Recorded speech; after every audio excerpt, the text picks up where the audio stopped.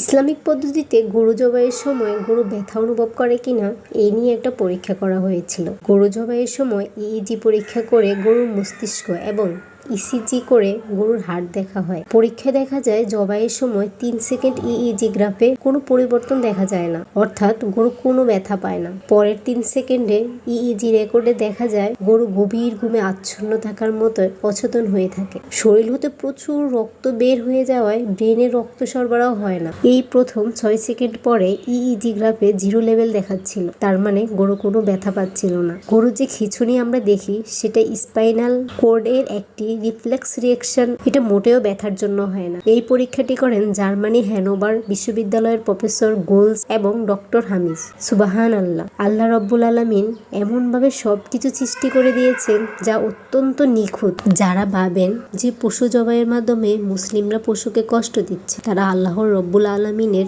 এই রহমতের কথা জানতে পারলে সত্যি অবাক হবে। অনেকে এই তথ্যটি জানে না। আপনারা যারা আমার এই ভিডিওটি দেখছেন তারা প্লিজ শেয়ার করে সবাইকে জানিয়ে দিবেন। আল্লাহ হাফেজ, আসসালামু আলাইকুম।